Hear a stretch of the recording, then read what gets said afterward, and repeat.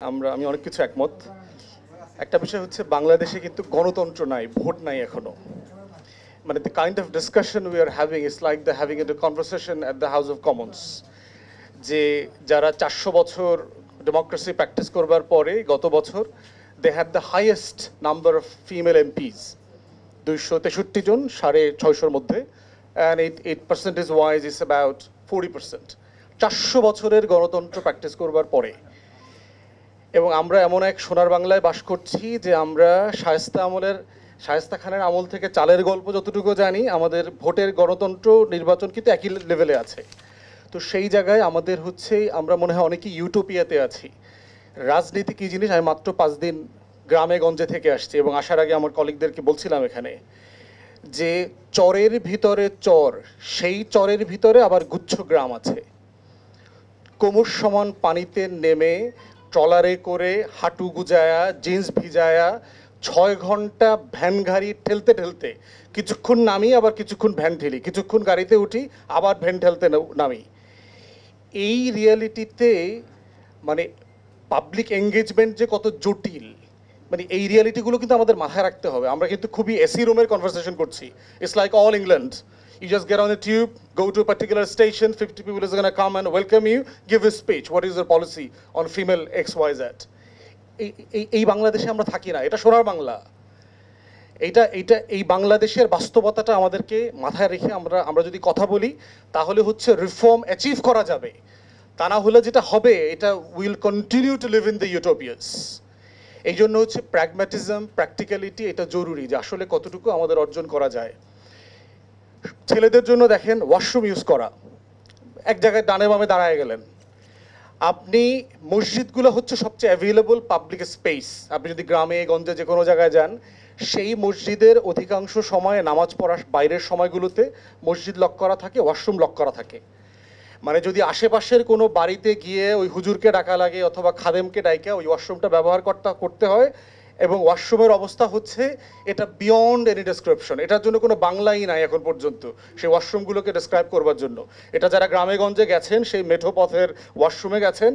এরপরে হচ্ছে আপনাকে ওইখানে একটা ঘটি আছে, ওই ঘটিটা নিয়ে আগে খালপাড়ে যেতে হবে, ওই খাল থেকে আগে পানি আনতে হবে। ততক্ষণ পর্যন্ত if you can manage to control yourself then the no harms. এরপরে হচ্ছে ওয়াশরুমে যাইতে হবে। ওয়াশরুমে 1 লোটা পানি দিয়ে যদি কাজ না সারে তাহলে কিন্তু বিপদ আছে আপনার। এই হলো পাবলিক ক্যাম্পেইনের রিয়ালিটিগুলো বলছি আপনাদের। হ্যাঁ, তাহলে এখন প্রশ্ন হচ্ছে যে আমরা এগুলো অ্যাড্রেস করবো না। অফকোর্স এগুলো অ্যাড্রেস করতে হবে, কিন্তু অ্যাচিভেবল গোল ঠিক করা দরকার। যেগুলো গোল ঠিক করা হচ্ছে, সেট করা হচ্ছে, এগুলো অ্যাচিভেবল না। প্র্যাগম্যাটিজম যদি রিফর্মসের মধ্যে না থাকে তাহলে যেটা হবে যে এই ইউটোপিয়া আপনাকে আরও বেশি ফ্রাস্ট্রেটেড করবে, এবং সেই জায়গা থেকে আমরা বের হয়ে আসতে চাই। দেখেন, আমাদের 2008-এর আরপিওর কথা আসছে, আমাদেরকে বলা হয়েছে যে পলিটিক্যাল কমিটিসগুলোতে দলের 33% মহিলা দিতে হবে। আমরা কত পার্সেন্ট অ্যাচিভ করেছি? Not 10% even. আফটার 17 বছর আমরা এখনো 10% অ্যাচিভ করতে পারি নাই। তাহলে ওই যে আপা বারবার বলছিলেন যে আমরা যে রিজার্ভ সিট দিচ্ছি, what is the result of it, এটার এফেক্টিভনেস কি, এটা তো একটা মেজারমেন্ট থাকতে হবে। অথবা এই যেটা যেটা ফেইল করলাম, এটা ইলেকশন কমিশন রিভিউ করলো কিনা, যে ওয়াই ইট ইজ ফেইলিং, এটার জন্য একটা পিউনিটিভ স্যাংশন দিতে হবে কিনা পার্টিগুলোকে। আবার ভোট নাই, আপনি স্যাংশন দেবেন কোথায়? 2008-এর পরে তার কোনো ভোটও হয়নি, তা আপনি কাকে, কোন দলকে স্যাংশন দেবেন? বাংলাদেশের বড় রাজনৈতিক দলকে স্যাংশন দিবে এই রকম পুরুষ মানুষ ইলেকশন কমিশনে জন্ম হয়েছে নাকি? Come on. মানে আপনি চাইতে পারেন, বাট দ্য রিয়ালিটি ইজ আপনি এটা চিন্তা করেন না যে বাংলাদেশের অ্যাটর্নি জেনারেল, কোনো ডিসিএসপি ওইখানকার বড় রাজনৈতিক দলকে ডাইকা একটা থ্রেট দিতে পারবে কিনা, পারছে কিনা? নারী কমিশনার এর আগে আপনার দেখেছি। বাস্তবতা হচ্ছে এটা আমাদের দেখা দরকার। এরপর হচ্ছে আমাদের মহিলা মেম্বার আছে, উপজেলাতে মহিলা ভাইস চেয়ারম্যান হয়েছে, জেলা পরিষদে মহিলা সদস্য আছে। Really the women have been empowered? ওই আপার মতো একইভাবে বলতে হবে আমাকে, রিজার্ভ সিটের বদলে কি তারা আসলে এম্পাওয়ার্ড হয়েছে? হয় নাই। রিভিউ করা দরকার যে হয় নাই এটা কেন। গোল্ডেন রুল হচ্ছে আপা যেটা বলেছেন, পার্টিজের ভিতরে যদি আমরা পাইপলাইন ক্রিয়েট না করি the best and the brightest to be in the party committees, otherwise আপনি কোনো রিফর্ম চাপিয়ে দিলে এটা ওয়ার্ক হবে না। এটা মমতাজ মার্কা, সুবর্ণা মোস্তফা মার্কা লোকই এখানে এমপি হয়ে আসবে।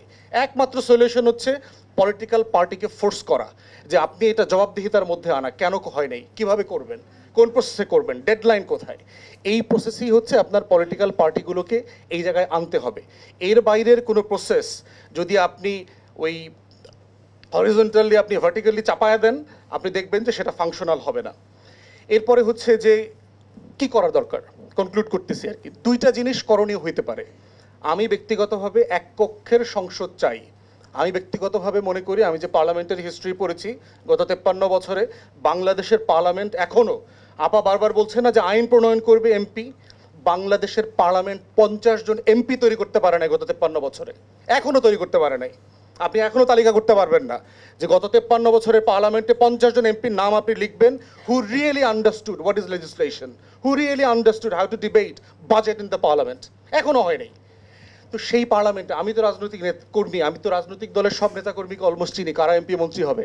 এখনো বাংলাদেশে 100 জন এমপি হওয়ার মতো পুরুষ মানুষ নাই, এখনো নাই, যারা আগামী দিনে নমিনেশন পাবে এবং এমপি হবে। তাহলে পারসেপশনটা কি? পার্লামেন্ট জনগণের কাছে পারসেপশনটা হচ্ছে সে একটা বড় আকারের ইউনিয়ন পরিষদ। গ্রামের মানুষ আসলে পার্লামেন্ট জিনিসটাকে কি বোঝে?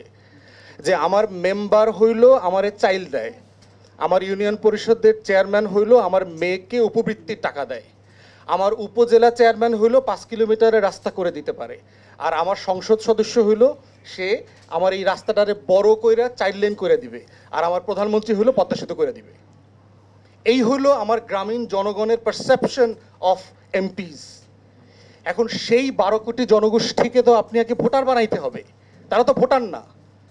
আপনি যদি লেজিসলেশন চান যে এমপির, তাকে তো ভোট দেওয়ার মতো ভোটার থাকতে হবে on the ground, and they are not there. আমি যে গত 5 দিন হাজার হাজার লোকদের সাথে কথা বলছি, nobody talked about Dhaka or urban politics or the legislation or the reforms, nobody. ভাই আমাকে দুইটা হাঁস দেন, আমার একবার টিন দরকার। আমার এই বাড়ির রাস্তায় ইট ফালায় গেছে, 30 বছর হয়ে গেছে, এখনো এই রাস্তাটা পাকা হয় নাই। আমার মেয়ের উপবৃত্তিটা বন্ধ করে দিছে কারণ আমার এনআইডিতে বাপের নাম ভুল আসছে। আমার পাসপোর্ট ভিসা হয়ে গেছে কিন্তু এনআইডির সাথে মিলে নাই বলে এয়ারপোর্ট থেকে ফেরত দিছে। আপনি সমাধান করতে পারবেন কিনা? এভরিবডি আপনাকে জিজ্ঞেস করেন যখন এলাকায় যায়, বাংলাদেশে ভোটার নাই। Once you understand and accept the reality, তখন আপনি রিয়েল ইস্যুসগুলো অ্যাড্রেস করতে পারবেন। আপনি যদি একটু আপনাদের পার্টির তরফ থেকে এই প্রস্তাবটা কি হবে আমাদের সেটা পার্টি একটু বলেন, পজিশন এক থেকে মিনিটে একটু শেষ আমরা করতে পার্টি হবে। পজিশন থেকে বলেছি যে একটা চেম্বার চাই, সংরক্ষিত আসনটাকে 50 থেকে আমরা 100 করার প্রস্তাব দিয়েছি, শুধু মেয়েদের জন্য না। এখানে যত পিছিয়ে পড়া জনগোষ্ঠী আছে, প্রতিবন্ধী, পাহাড়ি জনগোষ্ঠী, উর্দুভাষী কমিউনিটি, হিন্দু, খ্রিস্টান, বৌদ্ধ, হরিজন, যারা যারা আছে সবাইকে এখানে ইনক্লুড করেন এবং সেটা ফ্রেমওয়ার্কটা আলোচনার ভিত্তিতে তৈরি করেন। When it comes to female representation, যেহেতু অন্য কমিউনিটিকে আমরা এখনো প্রপারলি রিপ্রেজেন্টেশনের সুযোগ দেই নাই, শুধু নারীদের নির্বাচনের আলোচনাটা আসছে। এইটার ব্যাপারে আমার প্রস্তাবনা হচ্ছে দুইটা আমাদের জায়গা থেকে। একটা হচ্ছে দলগুলোকে ফোর্স করা আপাতত 5 to 10% ডাইরেক্ট নমিনেশন দেওয়ার জন্য। আপনি বিয়ন্ড 10% চিন্তাই করতে পারবেন না। ওইখানকার পুরুষ যারা প্রার্থী আছে তারা পিটায়া ওই এমপির এলাকা ছাড়া করে দিবে প্রার্থীকে। Believe me, this is a reality on the ground. ওই সব দলের যারা পুরুষরা 17 বছর ধরে এমপি মন্ত্রী হইতে পারে নাই, ওরা মানে পার্কিং ডগসের মতো এখন বসে আছে এলাকাতে, পাগলা কুকুরের মতো বসে আছে ওইসব পুরুষরা, কাউকে দিবে না। একই দলের আর এক প্রার্থীকে মাইরা ফেলবে, এরকম প্ল্যান তারা করতেছে। আমি নিজের এলাকায় দেখে আসছি, মাইরা ফেলবে সিম্পলি। সেখানে আপনি একটা মহিলা এমপি দিবেন, ওই এলাকা থেকে তুরির মতো উড়াই দিবে। তো আমাদের একটা প্র্যাগম্যাটিক প্রস্তাবনা হচ্ছে ন্যূনতম ধরেন আমরা 100 আসন থেকে যদি 50 জনকে মেয়েদেরকে দেই, 10% অ্যাটলিস্ট যেন ডাইরেক্ট ইলেকশনে আসে পার্টিগুলোকে, সেটার জন্য চেষ্টা করা। দ্বিতীয় অপশন হচ্ছে এই 10% যদি আপনি ডাইরেক্ট ইলেকশনে দেন, মেয়েদেরকে তার public safety, security, facilities, accessibility, এটার জন্য আরবান সিটগুলোকে নমিনেট করা দরকার বলে আমি বোধ করি। যদি আপনি আরবানে তাকে 20-25টা ডাইরেক্ট ইলেকশনের সিট দেন, এইটা কিভাবে ওয়ার্ক করে, ফাংশন করে, সেটা আমাদের দেখা উচিত। এই ফাংশনালিটি, এই রিয়েলিটিগুলোকে যদি অ্যাড্রেস করে আগান, তাহলে সেখান থেকে কিছু অ্যাচিভ হবে। বাকি যে ইউটোপিয়ান ডিসকাশন আছে, ফর গডস সেক আপনারা কষ্ট পাবেন, কয়েকদিন পরে হতাশ হবেন। এই তো ডিসেম্বরের নাগাদ তো দেখবেন তো বাংলাদেশ ইলেকশন পলিটিক্স কোথায় যাচ্ছে। দেখতেছেন না লন্ডনে সবাই দলে দলে দলে দলে ভিড় করছে এখন। This is reality. এরপরে কে পিটাইতে পারবে, কার গুন্ডা আছে। ইলেকশনের ভোটের রেজাল্টের দিন জানেন কি হয়? 200-500 লোক নিয়ে সেন্টার ঘেরাও করে রাখা লাগে, তারপরে কাস্তি আমদানি ঘেরাও করে রাখা লাগে। Returning officer result ballot guinea দিতে হবে। তো দলগুলো মনে করে এটা তো মেয়ের পক্ষে সম্ভব না। দলগুলো তাই রিয়েলি মনে করে যে পুরুষ মানুষ লাগবে, গুন্ডা লাগবে। তো এই বাস্তবতায় আমাদের প্রস্তাবনা দুইটা, যে দয়া করে সবাই দলগুলোকে আমরা বাধ্য করতে পারি কিনা এইবার যে মিনিমাম 10%, 5 to 10% ডাইরেক্ট নমিনেশন দেন, এবং এই নমিনেশনগুলো শহরে দেন যেখানে ক্যাম্পেইনটা মেয়েরা সেফলি করতে পারবে। আমার গ্রামে, আমি আমার এলাকায় দেখেছি পুলিশ কল করলে নদী পার হয়ে যেতে 6 থেকে 8 ঘন্টা লাগবে, এমন এলাকাও আছে। মারামারি হলে আপনাকে সেফটি কিভাবে দেবে?